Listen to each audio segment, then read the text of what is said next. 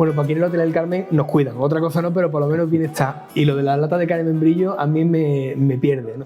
Sergio, la idea es, después del balance de los últimos 10 años que quisimos que hiciera Esteban, que la oposición también tenga la oportunidad de hacerlo. Y bueno, aparte de hacer un balance de los últimos 10 años, que igual no coincide, por lo que sea, pero al menos que también me cuentes proyectos y demás y cosas que tengáis previsto hacer. Es decir, más que verlo en negativo, que creo que es incómodo para todo el mundo, verlo también un poquito más en positivo. Y por empezar, por tu comienzo en política, tú empezaste en la legislatura 2011 con Antonio Pineda. En 2011, de la mano con Antonio Pineda, liderando el equipo. Y bueno, aunque había comenzado en política un poquito antes, ¿no? Empezamos a colaborar. Yo creo que ya comencé a colaborar en 2007, que fue la primera legislatura en la que se presentó Antonio Pineda, aunque en ese caso yo no fui en lista, pero sí que colaboré un poco en la campaña electoral, en la formación de los equipos iniciales y tal. Y la primera vez que te metes en política de verdad, por dentro no tiene que ver como por fuera, ¿no? Sí. O sea, por fuera se ve de un modo muy distinto. Sí. ¿O fue muy tranquilo al principio? Bueno, yo soy una persona muy tímida, que es algo que en política es difícil de llevar, porque al final estás puesto a no te has metido en el sitio adecuado, estás puesto a la luz pública, de alguna manera. Y bueno, yo recuerdo que las primeras veces me costaba incluso trabajo, como que no me gustaba cuando aparecían las cámaras y este tipo de cosas, ¿no? Pero bueno, después asumes tu papel, te integras cada vez más en el equipo. Y la política te va enganchando, tienes cosas muy apasionantes y cosas que también te hace, se pasa mal, también en política tiene también sus sinsabores. Bueno, en esa primera legislatura, como tal, bueno, estábamos en plena crisis horrible, total y absoluta, el mundo se iba al carajo y una de las cosas que te encontraba era que el tipo de oposición que tenías que hacer o era oposición más potente o oposición más suavita. En este caso, desde fuera, ya me dices tú, la imagen que me daba en todo momento era que la oposición era más suave, más tranquila.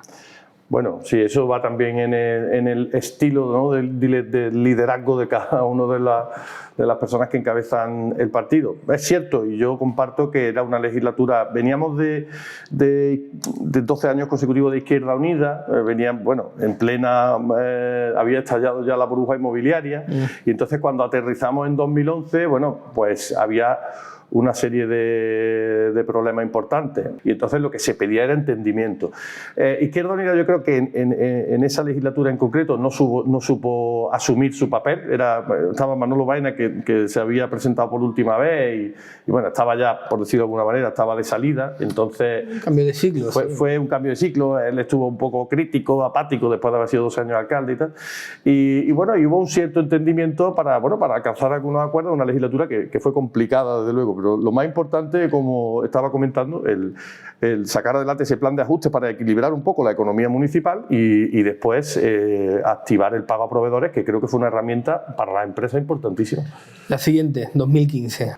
Se hicieron algunos proyectos muy importantes. Yo recuerdo que bueno, fue la primera vez que el Partido Popular tenía un diputado, en este caso Antonio Pineda, como delegado de Cultura, y es verdad que se trajeron proyectos importantes entre 2011 y 2015 a Puente Genil. Bueno, uno de ellos, que por citar algunos de los más importantes, sin duda fue el arreglo de la carretera de Cordovilla, que era un proyecto que se llevaba demandando durante muchísimos años. Ya no me acordaba que estaba mal. E incluso el arreglo de la carretera de Jauja. Yo lo recuerdo como 2 de los proyectos, por decirlo así, los más emblemáticos de aquel momento. ¿Qué pasó? Bueno, no supimos, después nuestro resultado fue pasar de 6 a 4. Algo no hicimos bien, no supimos rentabilizar, en este caso, pues la acción política y ya luchamos en 2015 contra 14 concejales, una mayoría absoluta del Partido Popular, o sea, del Partido Socialista, que obedecía al desplome de Izquierda Unida, que había pasado de 6 a 3, y desde luego el Partido Popular pues no acabó de conectar con el electorado cuando nos quedamos con 4, ¿no? Entonces hay un cambio, en la forma de la legislatura hay un cambio importantísimo, que es pasamos de una legislatura anterior dialogante a una legislatura en que el PSOE toma las decisiones, Esteban Morales toma sus decisiones. Como todas las mayorías absolutas. Sí, pero también se puede gobernar en mayoría absoluta con generosidad. Es decir, yo, por ejemplo, veo algunos ayuntamientos que en temas importantes, a pesar de tener mayoría absoluta, y lo digo, ayuntamientos del PSOE y del Partido Popular, puedo citar Cabra, Montilla, pues veo que son cercanos, quiero decir, pues veo que buscan muchos acuerdos a pesar de tener mayoría absoluta muy importante. O sea, no por tener mayoría absoluta tiene uno que hacer estrictamente lo que quiera. Y después, la legislatura en la que no tienen excusas, ¿no? O sea, han estado 4 años, ya con una cierta recuperación económica. Sí, digamos que en esos años fue donde se vivió precisamente el ya estamos en un momento normal, ya podemos tener fondos, ya podemos hacer algo. Y la última legislatura, y así eso nos paramos un poco más, en la que ya lideras el partido, das el paso, creo que un poco tarde, porque realmente fueron, no sé, yo creo que lo comentábamos en Onda Cero en su momento, un año de campaña cuando creo que era un secreto a voces, lo sabía todo el mundo, pero que no se llegaba a dar el paso y no llegabais a hacer campaña. Sí, no fue fácil. Las transiciones, los cambios de liderazgo en los partidos a veces pues tienen sus turbulencias y en fin, cada uno tiene que, digamos, asumir su nuevo papel y hay que engranar el sistema y en mi opinión pues quizás se tardó más de lo debido, ¿no? Porque parece que estaba más o menos claro, ¿no? Que conscientes también que éramos conscientes de que en principio o estaba claro que Antonio no se iba a presentar más. Y a lo mejor haber lanzado el nuevo candidato un poco antes, evidentemente hubiera dado más cancha, ¿no? Para poder trabajar un poco mejor. La Izquierda Unida sí lo hizo mejor en su momento cuando pasaron de Manolo a Suda, y en vuestro caso, desde fuera al menos, se vio lento. Pero ya una vez llevaba las riendas del partido, entiendo que la figura cambia por completo. Tu percepción también, supongo, dentro de cómo funciona el ayuntamiento, también. Sí. Y a partir de ahora ya sí que podemos contar poco más o menos el balance de lo que te has encontrado en los últimos años. Sí, llega la hora de asumir el protagonismo, tienes que dar un paso al frente. Yo tengo la impresión de que nosotros hicimos porque analicé las campañas electorales en este caso del resto de grupos, del resto de opciones políticas, y yo creo que nosotros, eso sí, sin un duro, pero hicimos la mejor campaña electoral en cuanto a trabajo, presencia, redes sociales, sin lugar a dudas.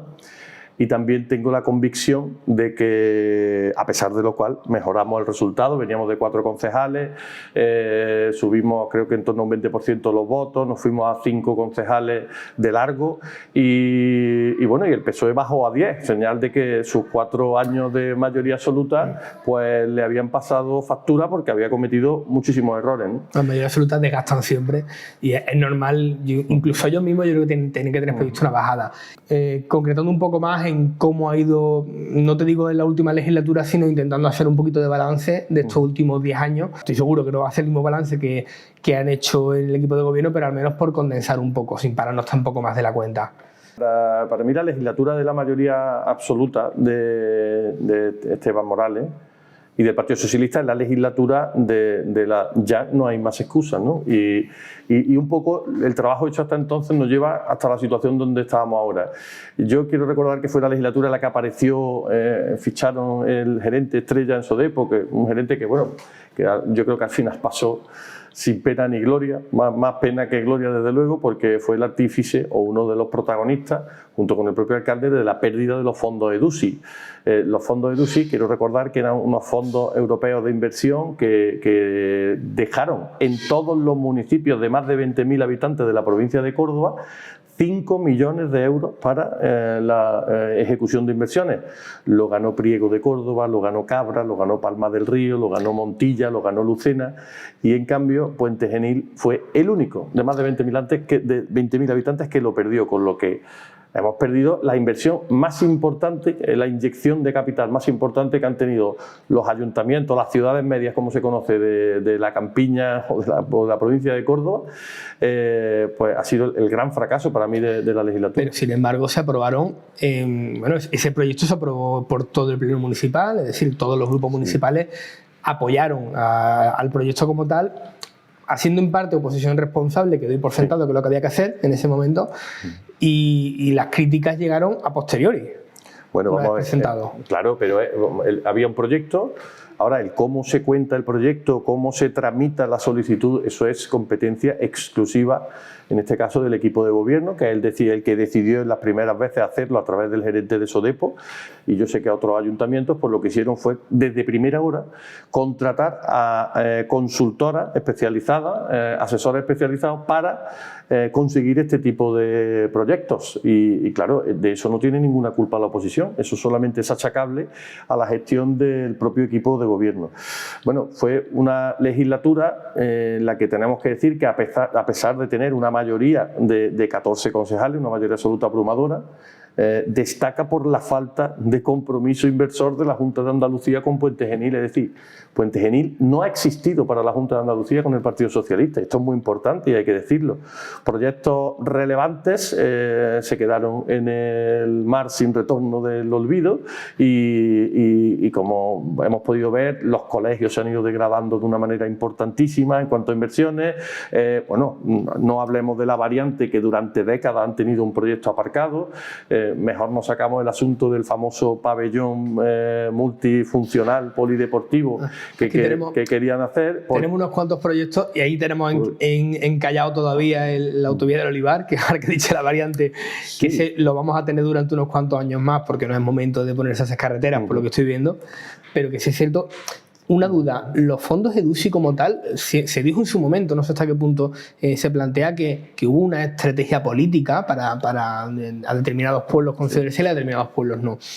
Y el reparto como tal de subvenciones o de ayudas públicas o de financiación pública como tal, que también tiene una estrategia política. No sé hasta qué punto nos podemos agarrar a eso, y podemos tener claro que nos han hecho un poco el vacío. Si nos ceñimos a datos objetivos, no hay aquí no hay ninguna mano negra. En el momento en el que se otorgan, por decirlo así, los fondos de EDUSI, que son proyectos digamos, por competencia, se presenta compitiendo contra proyectos que presentan otros municipios, por tanto son susceptibles de que pueda ganarlos o perderlos. Pero yo quiero poner un ejemplo, aunque gobernase el Partido Popular, en este caso en el gobierno central, que era el que evaluaba, o el ministerio que evaluaba los fondos EDUSI, quiero recordar que Palma del Río ha ganado los fondos EDUSI estando gobernado por el Partido Socialista, que Montilla ha ganado los fondos EDUSI gobernado por el Partido Socialista, que Lucena ha ganado los fondos EDUSI gobernado por el Partido Socialista. Por tanto, hombre, en fin, excusas baratas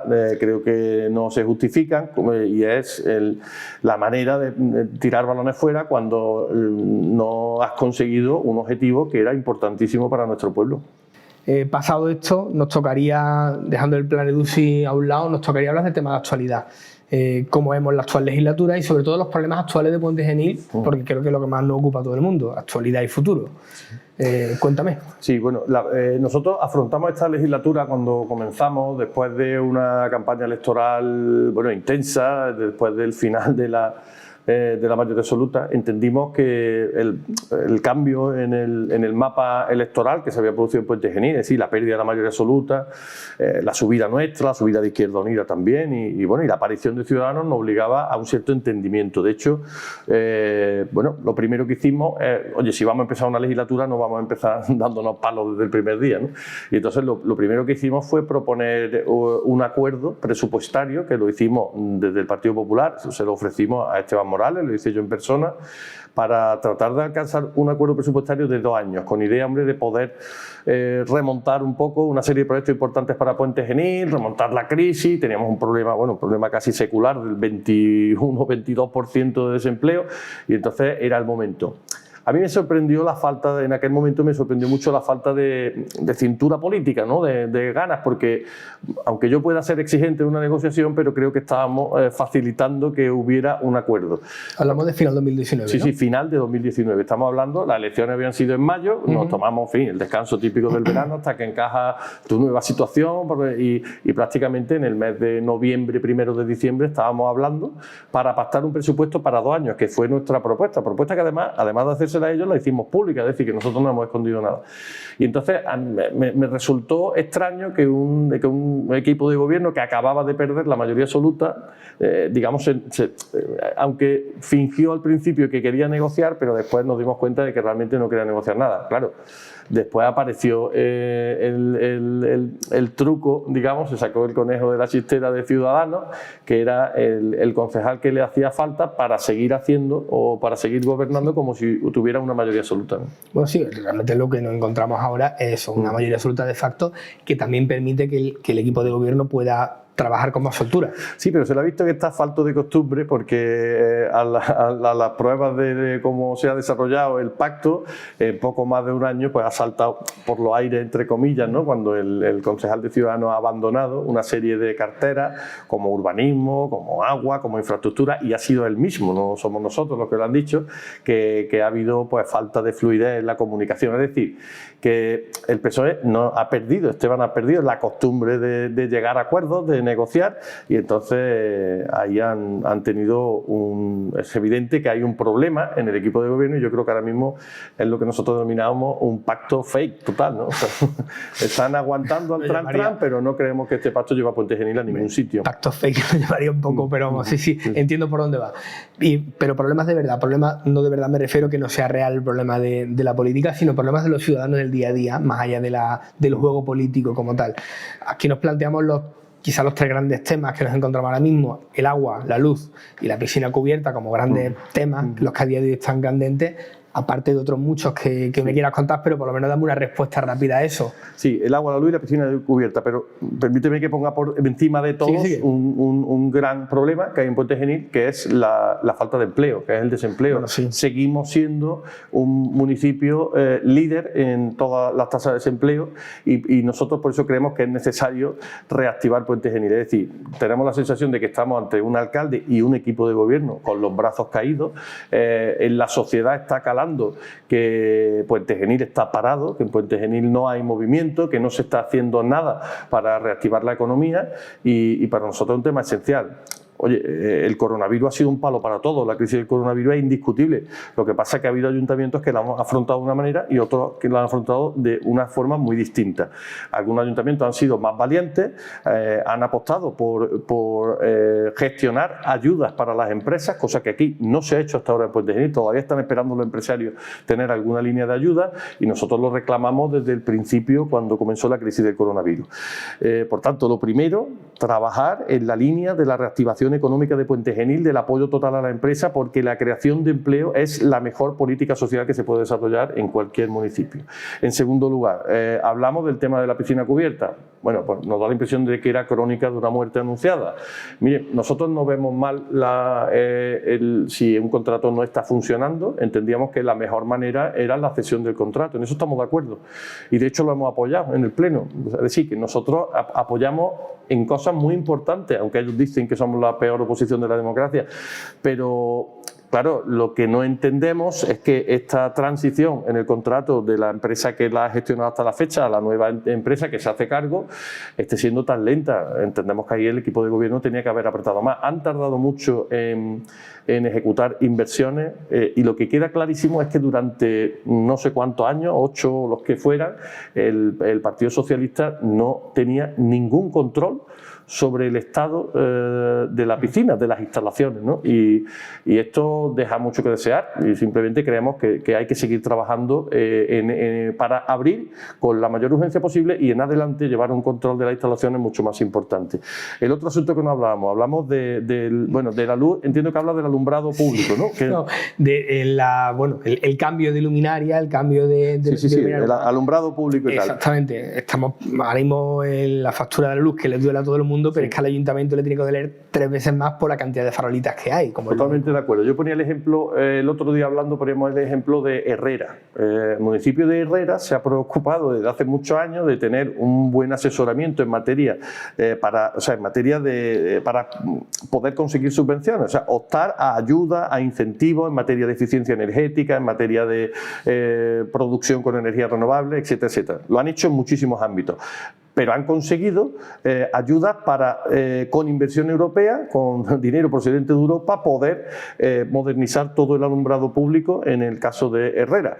Y en Puente Genil hemos estado mirando hacia el tendido, o sea, el equipo de gobierno no ha hecho nada para avanzar en este proyecto, y ahora lo que hace es que venga, lo que quieren es crear una concesión para que sea una empresa la que haga la inversión, y Puente Genil no se va a ahorrar ni un duro. Entonces nosotros lo que siempre hemos pedido es que el ayuntamiento luchase por conseguir ayudas para, con financiación europea, poder renovar el alumbrado público y conseguir ahorros en la factura energética. ¿Te refieres a los fondos aprobados por el coronavirus, los Next Generation? Bueno, en los Next Generation fue el primer punto que incluimos, o sea, que no solo fuesen los Next Generation para colocar... ¿Pero eso está abierto aún?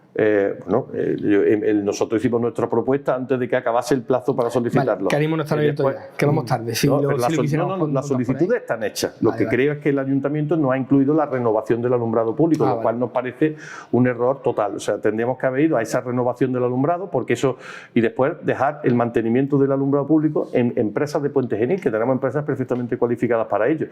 Y en este proyecto de Next Generation se trataba de combinar alumbrado público eficiente con techos solares distribuidos en muchísimos edificios municipales, y de esa manera crear tener las dos cosas, ¿no? Por un lado un consumo eficiente, y por otro lado la posibilidad de producir autoconsumo o energía propia, y eso hubiera ayudado a bajar mucho la factura municipal. Ahora creo que este año hemos subido un 30% el coste energético con respecto al año pasado, y entonces esto lo va a acusar la factura municipal, que entiendo que se va a ir de largo por encima del 1.000.000 de euros en 2021. Y brevemente, tema agua. Bueno, pues el tema agua, nosotros fuimos los primeros que hicimos la propuesta de abrir negociaciones con Emproaxa en 2017. Entonces nos llamaban que dónde íbamos, que íbamos muy adelantados. Además, el propio alcalde decía que entrar en Emproaxa iba a suponer un incremento de la tarifa. Ahora precisamente dice todo lo contrario, cuando las tarifas están aproximadamente igual que estaban entonces. Entonces, encima se ha cometido el error de la no notificación a Aqualia. Nosotros seguimos pensando lo mismo, que Emproaxa es una buena opción, pero con la primera propuesta de la que se nos ha dado información hace unos días, la primera propuesta entendemos que es insuficiente en cuanto a la inversión que pone encima de la mesa para Puente Genil, teniendo en cuenta que Puente Genil sería el municipio más importante de largo que gestionaría Emproaxa en toda la provincia de Córdoba. Creo que ahora mismo el municipio más grande que gestiona Emproaxa es Aguilar de la Frontera, y tiene 13.500 habitantes, cuando Puente Genil tiene 30.000, o sea que seríamos el principal cliente de Emproaxa. Entiendo que las empresas públicas provinciales, y de eso sé algo porque llevo 12 años trabajando en empresas públicas, cuando quieren ganarse un cliente importante tienen que ir con una apuesta de inversión y financiación muy importante, y eso es lo que vamos a exigir desde el Partido Popular antes de aprobar ningún cambio. O sea que tu idea, como tal, la idea del partido, tirar para la empresa de Diputación, pero apretar más las clavijas, de alguna manera negociar más. Sí. Creemos que hay que negociar mucho más y que hay que ser muy transparentes, y también creemos una cosa, que hay que escuchar a la empresa Aqualia antes de salirse, o sea, antes de abandonar esa opción. Es decir, hay que sopesar las dos ofertas. Y por pensar en positivo, que no sea todo crítica, que si no la cosa queda muy deslucida y parece que no hacemos nada especialmente constructivo. Propuesta, porque realmente lo que creo que a prácticamente todos los pontaneses nos interesa es que tanto gobierno como oposición estén trabajando en el mismo sentido, sea en el que sea, independientemente de que se cojan unas soluciones u otras. Propuestas para problemas, los mismos que hemos comentado, otros que tengas por ahí encima de la mesa. Bueno, desde el inicio de la legislatura en 2019, lo primero que quiero decir es que no hemos parado de llevar propuestas al pleno del ayuntamiento, y propuestas, muchas de ellas de asuntos que estaban completamente olvidados, y que lo que hemos hecho es trabajarlo en privado, hablar con muchas personas involucradas, y un ejemplo de eso es la conexión de la vía verde del aceite, o sea, del casco urbano de Puente Genil con Campo Real. Bueno, era un tema que estaba ahí latente pero absolutamente olvidado, nadie había hecho ninguna propuesta, y nosotros, después de hablar con muchas muchas personas, de analizar las distintas opciones, lo pusimos sobre la mesa. Es decir, creemos que la forma de hacer política correctamente es dar un paso adelante, analizar los problemas que tiene Puente Genil, y eso nos puede llevar a poner sobre la mesa soluciones. Y eso es lo que queremos trasladar, o sea, que Puente Genil sigue siendo un municipio muy competitivo en muchas cosas. Tenemos una ubicación fenomenal y precisamente hace poco se ha hecho, como comentábamos antes, se acaba de terminar, o prácticamente está terminada, todo el reasfaltado y la mejora de la variante de Puente Genil, de los 14 y pico kilómetros que recorre esta carretera dentro de nuestro término municipal. Yo sé que hay una crítica que siempre se está haciendo con respecto a Juanma Moreno, con el tema de la autovía del Olivar. Hombre, la culpa es suya porque lo dijo. La culpa es suya, pero hombre, igual que Rosa Aguilar lo dijo en su momento, las cosas hay que ponerlas, también lo he dicho. Totalmente, pero que las cosas hay que ponerlas en su contexto, ¿no? O sea, el presidente cuando estuvo como candidato en Puente Genil, lo que hacía era una declaración de intenciones de que iba a reactivar el proyecto de la autovía del Olivar, y de hecho que se está reactivando el proyecto, se está revisando el tramo de Cabra. ¿Y por qué no se ha revisado primero el de Puente Genil? Bueno, pues porque es el tramo más caro de todo lo que queda por construir de la autovía del Olivar, que está valorado en más de 100 millones de euros, cuando creo que la variante de Cabra está en menos de 20 millones de euros. Hombre, yo quiero que esto, y que además comprenda todo el mundo que son proyectos que tienen una duración importante, o sea que el desarrollo, no solo ya del proyecto, sino la ejecución en sí de estas obras, son obras que estamos hablando de obras de décadas, ¿no? O por lo menos de 10 años. Fue una imprudencia decirlo. Bueno, pero hombre, luego le van a pegar flojo y fuerte. Yo creo que es una declaración de intenciones, y lo que sí es que está demostrando Juanma Moreno es muchísima, que es un hombre que está saliendo al frente de proyectos que llevaban varados en los cajones de la Junta de Andalucía muchísimos años. Y en ese sentido, yo en Puente Genil estoy muy satisfecho en cómo se están escuchando nuestras propuestas. Lo primero que yo hice cuando Juanma Moreno entró al gobierno como presidente fue preparar un dossier que preparamos con todo el equipo de trabajo del Partido Popular en Puente Genil, y con ese dossier me planté en una reunión con el delegado provincial de la Junta de Andalucía en Córdoba, con mi buen amigo Antonio Repullo, al que le explicamos todos los proyectos. Oye, se han ejecutado, si ahora mismo miramos ese listado, en poco más de 2 años o menos de 3 años, se han llevado a cabo un montón de proyectos. Te estoy imaginando, me he reído porque te estoy imaginando con la carpeta debajo del brazo, llamando a la puerta, mire usted, ¿qué es de lo mío? Totalmente, yo trato de no ser, a mí desde luego, además me dicen que para eso somos los más estructurados los de Puente Genil, porque llegamos realmente con nuestra carpeta, la mandamos por correo electrónico, la entregamos en papel además, en fin, lo hacemos y somos muy insistentes. Y tanto la monserga, en muchas ocasiones se puede conseguir cosas. Supongo que esa es parte también cuando tu partido es el que está en el gobierno, uno va a recibir críticas de cualquier cosa que no se haga, y es obvio, las tiene que recibir, y por otro lado, entiendo que tienes hilo directo, con lo cual, de alguna manera te puedes traer para acá cosas. Nosotros no estamos poniendo zancadillas ni de broma, todo lo contrario, lo que estamos tratando es de poner soluciones y hacer toda la presión que podemos para que la Junta de Andalucía haga todo lo que puede en Puente Genil, y creo, como estaba diciendo, que se ha hecho los 400.000 euros de ayuda para los Llanos del Cristo, más de 1,5 millones de euros para la variante, y una inversión en colegios de ascensores, de mejora, de cambio de ventanas, de cerramientos, inversiones que no se habían hecho en colegios o que se estaban esperando, de algunas de ellas desde hace más de 10 años, ¿no? Entonces, en ese sentido estamos satisfechos y hay cosas que mejorar, pero habrá que seguir trabajando, que es lo que tenemos que hacer. En cuanto a proyectos importantes para Puente Genil, tenemos que atraer empresas de fuera, tenemos que poner suelo para grandes empresas que necesiten superficies amplias para desarrollar su actividad, porque son las empresas que suelen venir y generar un gran número de puestos de trabajo. Y pongo el ejemplo del sector del frío en el caso de Lucena, pero bueno, o podría ser el sector del mueble, que también está funcionando algo en Puente Genil con empresas notables, o el sector medioambiental. Nosotros creemos que hay muchas posibilidades, pero no se está haciendo nada desde el punto de vista de urbanismo. Entonces tenemos que dar esos cambios en el Plan General de Ordenación Urbana para reactivar de alguna manera las posibilidades de inversión de fuera, de inversión ya sea extranjera o de otras empresas nacionales que quieran venir a Puente Genil. Incentivar el teletrabajo. Puente Genil, como decíamos, yo mismo he estado haciendo teletrabajo durante meses en esta época. El 90% de la gente que le echa. Y creo que se ha demostrado como un sistema, y en Puente Genil tenemos que preocuparnos mucho de tener buenas comunicaciones. Y otro proyecto, por citar alguno de los más importantes, es la agricultura. La agricultura con la ampliación ampliación de la margen derecha. Nosotros hemos trabajado para crear una plataforma de personas interesadas en este asunto, a través de los regantes y del Partido Popular hemos puesto toda la carne del asador.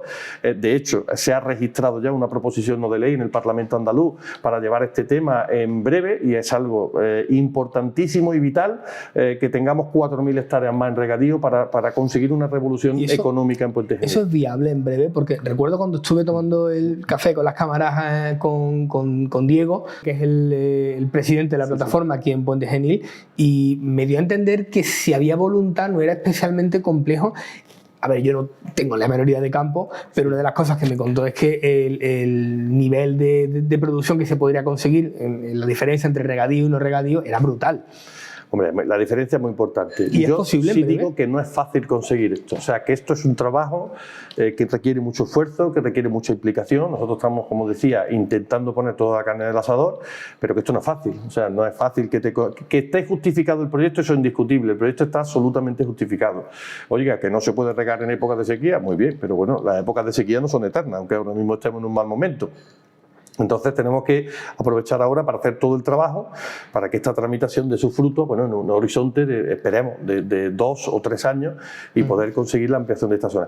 Y hay un tema importantísimo en agricultura que en Puente Genil está funcionando muy bien, que es la agricultura bajo plástico, los invernaderos, con distintos cultivos, fundamentalmente con productos, como es el tema del tomate, pero que también hay otras cosas muy interesantes. Hay otros productos interesantes y más modernos. Y nosotros creemos que Puente Genil, que tiene unas 20 hectáreas bajo plástico a día de hoy, tendría un hueco para la creación de empleo muy importante ampliando en sus riberas toda esta zona bajo plástico. Y esto requiere de trabajar mucho en materia de relevo generacional de estos agricultores, que algunos de ellos ya son bastante mayores, para que, digamos, su hijo o gente joven se pueda incorporar a encontrar trabajo en esta línea.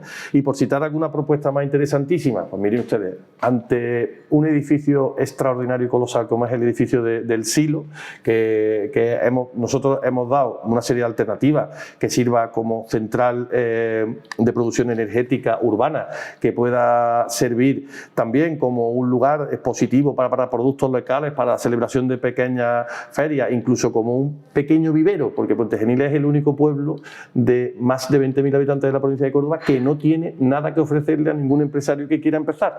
No tenemos ninguna... ¿Vivero te refieres? ¿Vivero de empresa? Sí, un vivero de empresa con una pequeña nave. Hoy día en Puente Genil no tenemos nada y en esa línea creo que tenemos que trabajar y presentar proyectos que sean creíbles. Y por último, ya para terminar con las propuestas, nosotros seguimos con la ronda del Río de Oro y el segundo puente de Torremombrillo, y esto sí echamos de menos un alcalde que tenga ganas de trabajar y que se vaya a todas las administraciones y que no se dedique a criticar a los que están gobernando en la Junta de Andalucía, sino que trate de buscar aliados en el Ministerio, en las consejerías o en la propia Diputación para sacar adelante proyectos que son cruciales para Puente Genil, cosa que no ha hecho en estos 10 años. Suelta la metralleta que no me deja hablar. Tío, viene, vamos, te has tomado 3 cafés antes de sentarte aquí. No, pero vamos, se agradece porque en muchas ocasiones, bueno, no soy periodista, yo no sé preguntar para estas cosas. La idea era que tuvieras el tiempo para exponer propuestas o ideas que tenéis encima de la mesa. Por terminar y tampoco extendernos mucho más, imagínate que dentro de año y medio suene la flauta y eres alcalde. Suena la flauta es una manera muy rápida de decirlo, pero se entiende. Sencillamente la gente confía en vosotros y tiréis para adelante. Aparte del ataque de responsabilidad que tiene que dar, que tiene que ser un momento de wow, de complejo, ¿qué planteas? ¿Qué harías?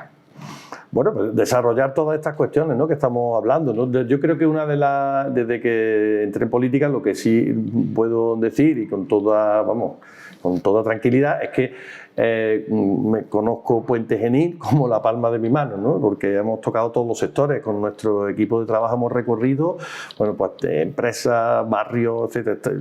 Estratégicamente conocemos las cuestiones que necesita Puente Genil y eso lo tenemos concretado en el que yo creo que es el mejor programa electoral, que fue con el que concurrimos a las pasadas elecciones, pero lo que hacemos es renovar constantemente ese programa electoral con cuestiones nuevas, como hemos puesto el ejemplo del SIL, estilo de la Vía Verde, que no estaban en el programa, pero lo que hemos hecho es seguir trabajando hasta conseguir una solución.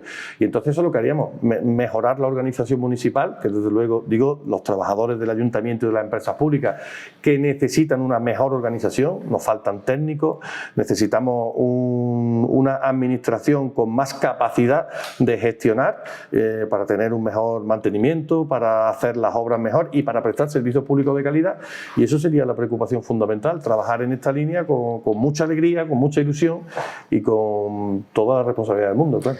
Y aparte de lo que hemos estado hablando, independientemente de que gobernaréis vosotros o no, ¿cómo ves el futuro de Puente Genil a medio plazo en este caso y ya de paso el tuyo?